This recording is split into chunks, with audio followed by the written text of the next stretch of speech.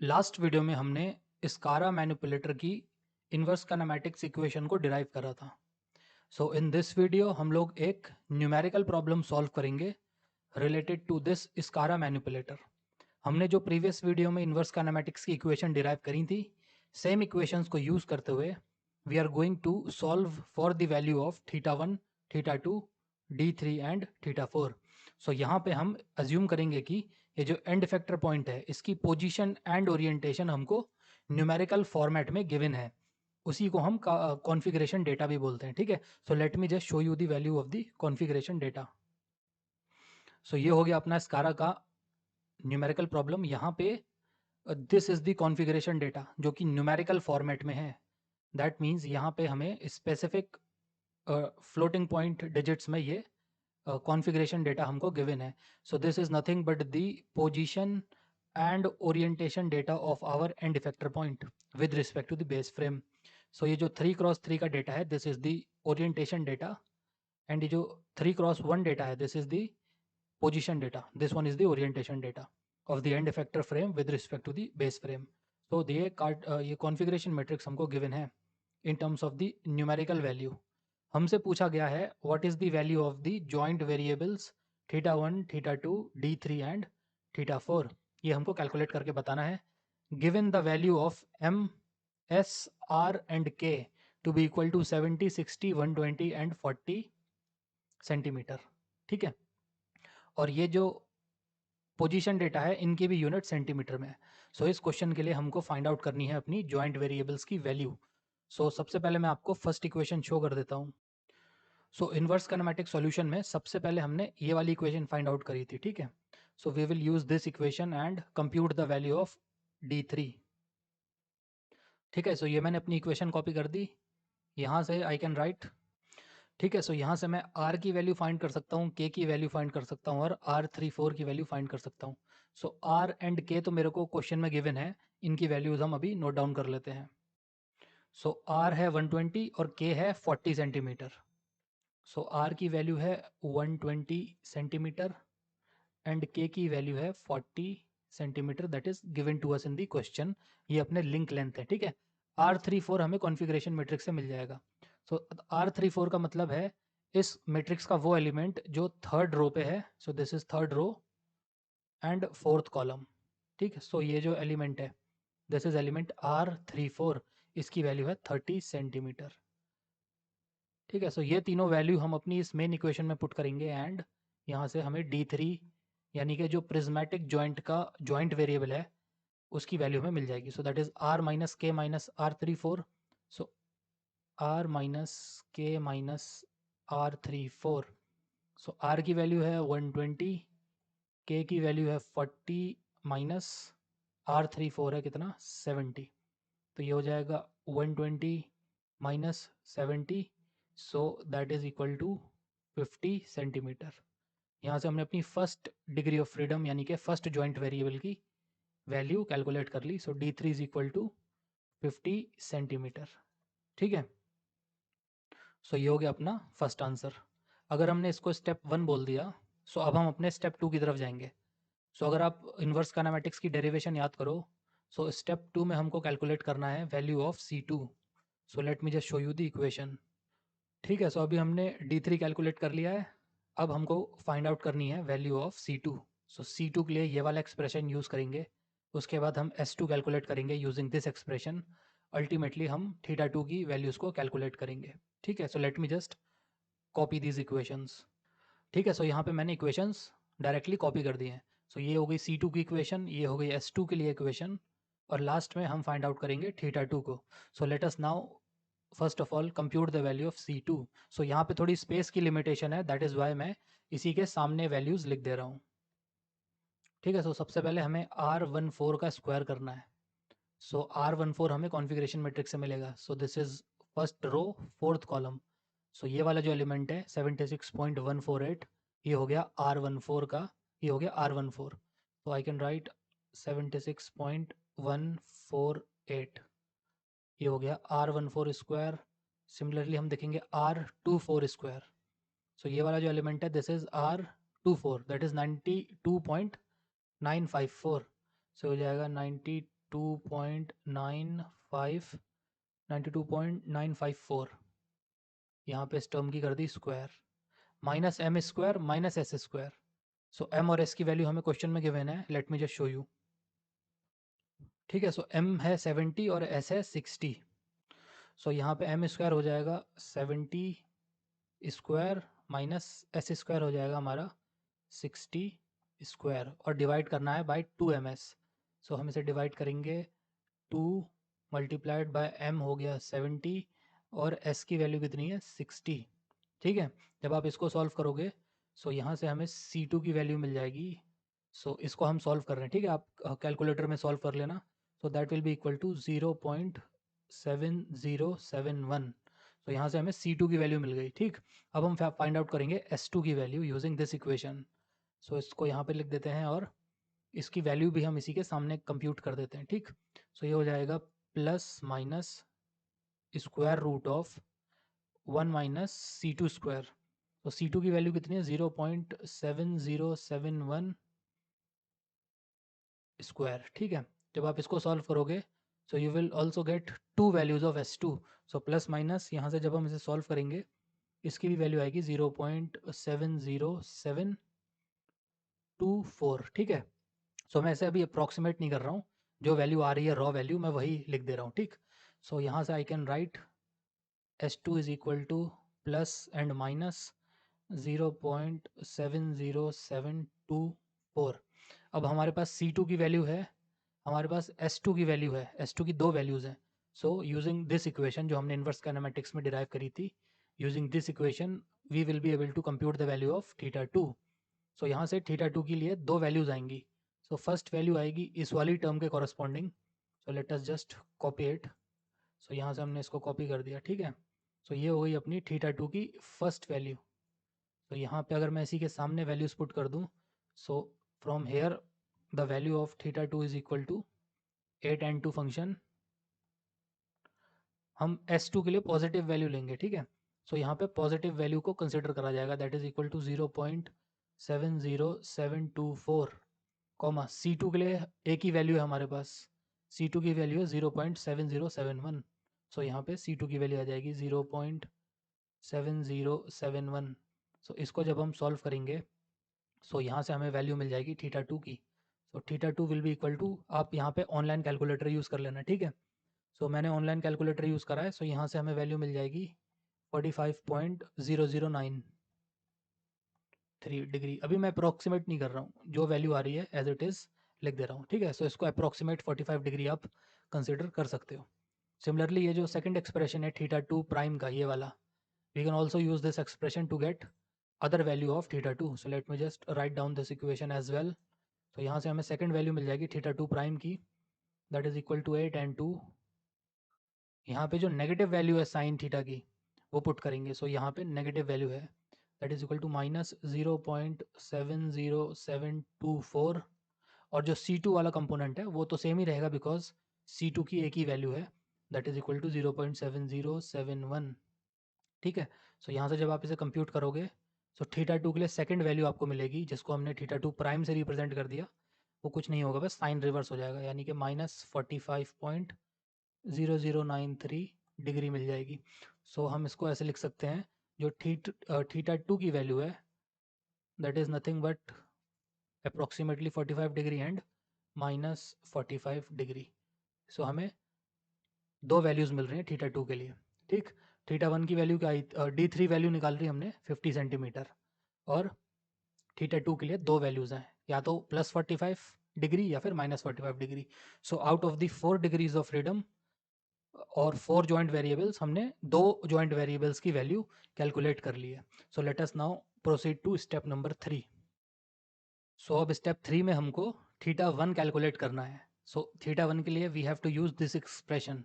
ये डिपेंड करता है रो पे और फाई पे। So let me just write down this expression in terms of rho and phi. So ये है अपना रो का expression and this is the expression of phi. So इनको कॉपी कर लेते हैं। ठीक है, सो ये मैंने इक्वेशंस कॉपी कर दी हैं। θ1 की ये इक्वेशन है जो डिपेंड कर रही है रो पे और फाई पे। देयरफॉर हमने रो एंड फाई के सेपरेट एक्सप्रेशन भी शो कर दिए हैं। सबसे पहले हमें फाइंड करना रो की वैल्यू, उसके बाद हमें फाइंड आउट करनी है फाई की वैल्यू, अल्टीमेटली हम θ1 कैलकुलेट करेंगे। ये रो और फाई डिपेंड करता है एम पे, एस पे और θ2 पे। सो एम की वैल्यू हमें क्वेश्चन में गिवन है 70 सेंटीमीटर, एस जो है पैरामीटर इसकी वैल्यू गिवन है 60 सेंटीमीटर, और जो S2C2 है यानी θ2 की हमने प्रीवियस स्टेप में एक वैल्यू कैलकुलेट करी है जिसकी दो वैल्यूज़ हैं। सो एक है +45, एक है -45। ठीक है, सो यहाँ पे मल्टीपल सॉल्यूशन एग्जिस्ट करते हैं। सो हम अभी इस क्वेश्चन में जो θ2 की वैल्यू कंसिडर करेंगे, हम लेंगे +45। ठीक है, सो हम इन तीनों वैल्यू को यहाँ पुट करेंगे। फिर आपको रिपीट करना पड़ेगा -45 के लिए, यानी m लेना पड़ेगा 70 सेंटीमीटर, s लेना पड़ेगा 60 सेंटीमीटर, θ2 लेना पड़ेगा -45। सो पूरी प्रोसेस रिपीट हो जाएगी, क्वेश्चन बहुत लंबा हो जाएगा। देयरफॉर इस डेमोन्स्ट्रेशन के लिए आप कह सकते हो कि ये जो -45 वाली वैल्यू है ये मैं यहाँ पे कंसिडर नहीं करूँगा। I will only consider +45, 60 and 70। ठीक है, सो इस वाले के लिए हम सॉल्व कर लेंगे। -45 के लिए सेम प्रोसेस होगा, अगर आपको रिपीट करना है सो आप इसे एज अ प्रैक्टिस रिपीट कर लेना। सो हम ओनली दीज 3 वैल्यूज़ के लिए इनको सॉल्व करते हैं। सो सबसे पहले हम कैलकुलेट करते हैं रो की वैल्यू को। So let me just create some space in between. ठीक है, तो यहाँ पे वैल्यूज़ पुट कर लेते हैं इसकी, and rho is equal to, ये जो रो है, rho is equal to the square root of m plus S time C2। So m कितना है 70 प्लस s है कितना 60 मल्टीप्लाइड बाय C2 यानी कॉस ऑफ θ2। सो कॉस θ2 लोगे जब θ2 हमारा 45 डिग्री है। सो कॉस 45 कितना होगा वो आप ले लेना, उसकी मैं वैल्यू लिख दे रहा हूँ 0.70699। ठीक, इस पूरी टर्म का we have to take the square plus s multiplied by S2। So s की वैल्यू कितनी है 60 मल्टीप्लाइड बाय S2 यानी साइन ऑफ θ2, साइन 45। तो जो cos 45 की वैल्यू है वही साइन 45 की वैल्यू हो जाएगी। सो दैट इज 0.70722। स्लाइट वेरिएशन है डेसिमल्स में। ठीक है, बिकॉज मैंने इसे कंप्यूटेशनली सॉल्व करा था, दैट इज वाई। ठीक, सो यहाँ पे भी इस टर्म का लेना है आपको स्क्वायर। अब जब आप इसको सॉल्व करोगे, so you will get the value of rho to be equal to the square root of 14438.591। So यहाँ से you will get a value for rho. So rho की वैल्यू कितनी आ गई, स्क्वायर रूट लोगे, so you will get 120.160। So हमने rho की value calculate कर ली। अब हमें कैलकुलेट करनी है फाई की वैल्यू। ठीक, सो ये फाई का एक्सप्रेशन है। So using this expression let us try to compute the value of phi. So यहाँ से अगर मैं लिखूँ, so phi is equal to, so this is phi, phi is equal to 8n2। ये जो फर्स्ट एक्सप्रेशन है that is s multiplied by S2। So s की value कितनी है 60, s is equal to 60 multiplied by sine of θ2। So that is equal to 0.70722, because θ2 कितना है 45, हम ले रहे हैं प्लस वाली वैल्यू। नेगेटिव वाली वैल्यू के लिए भी रिपीट करना है तो आप उसे होमवर्क में या फिर अपनी एक्सरसाइज में कर लेना। ठीक, डिवाइडेड बाय रो। सो रो हमने कल कंप्यूट कर लिया है प्रीवियस स्टेप में। सो रो की प्लेस पे we will directly write the value 120.160।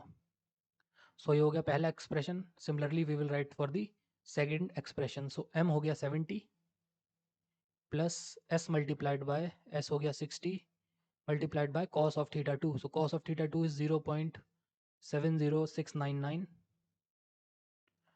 And इसको डिवाइड करना है, divide by rho. So rho is equal to 120.160। ठीक है, सो अब यहाँ से इसे आप सॉल्व कर लेना। Let me just create some space. Okay, so यहाँ से जब आप इसे लिखोगे, so phi is equal to 8n2।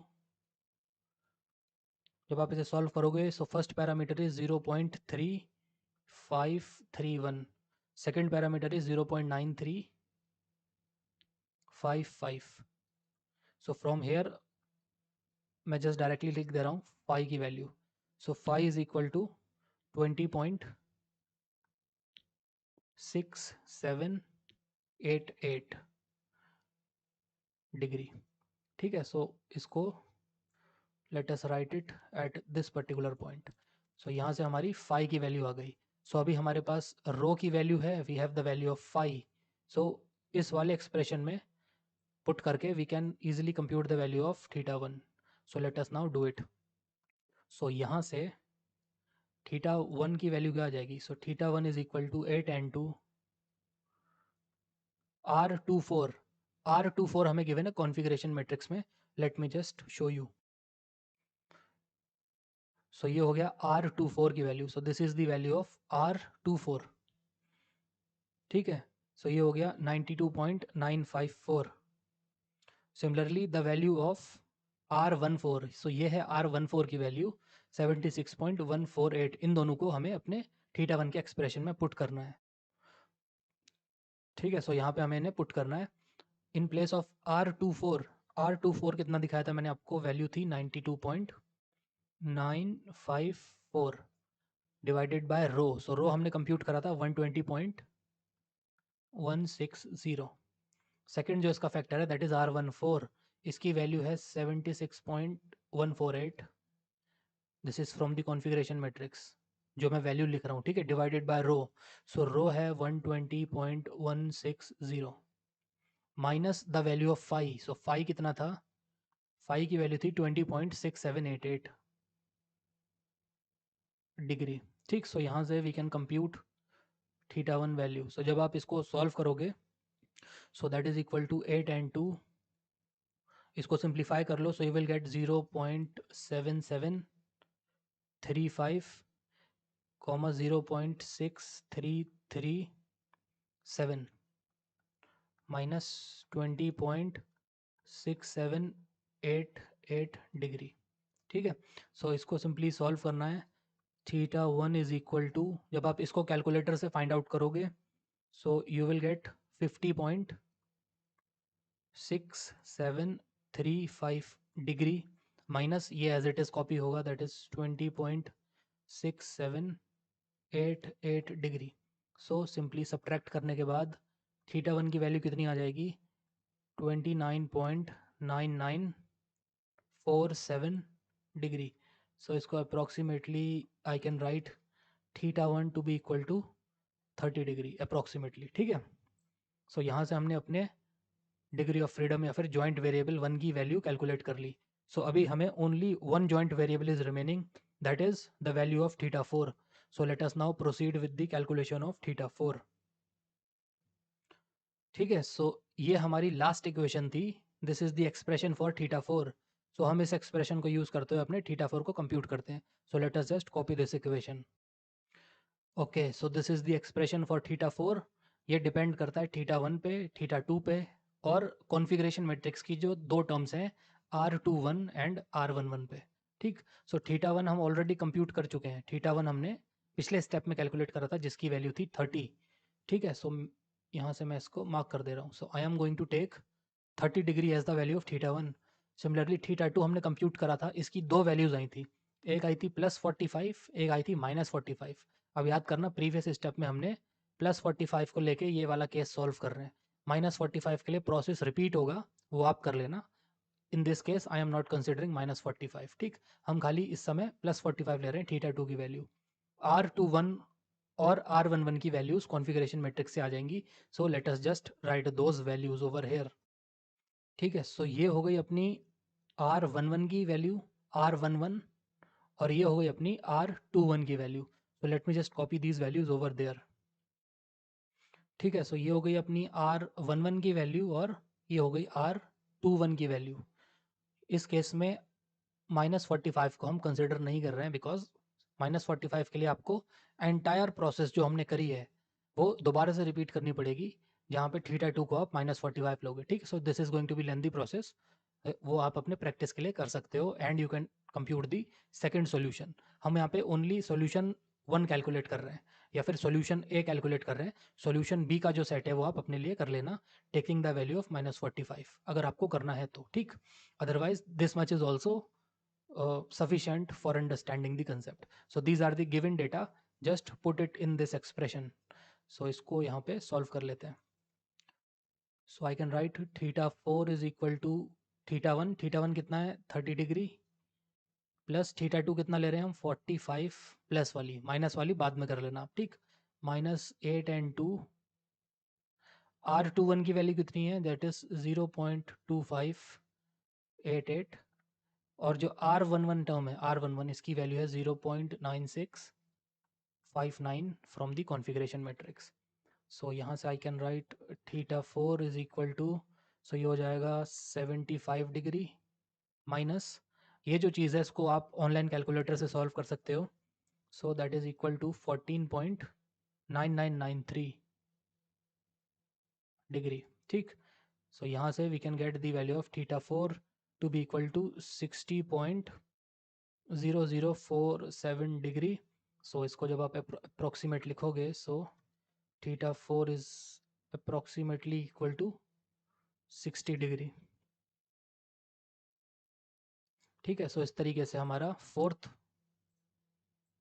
Degree of freedom या फिर फोर्थ जॉइंट वेरिएबल हमने कैलकुलेट कर लिया है so we can just write the value theta 1 is equal to 30 degree, theta 2 is 45 degree, D3 is जो D3 था D3 की value थी हमारी 50 centimetre and theta 4 is the 60 degree ठीक सो ये हो गया अपना solution set so this is you can say this is solution 1 सो इसको सॉल्यूशन 1 बोल सकते हैं ठीक है सो दिस इज सॉल्यूशन 1 और you can call it solution A similarly यहाँ पे सॉल्यूशन सेट बी बनेगा जो आप कैलकुलेट कर लेना यहाँ पे थीटा 1 थीटा 2 जो कि -45 डिग्री होगा D3 and theta 4 you just calculate yourself ठीक है सो ये आप कैलकुलेट कर लेना that will be equal to solution B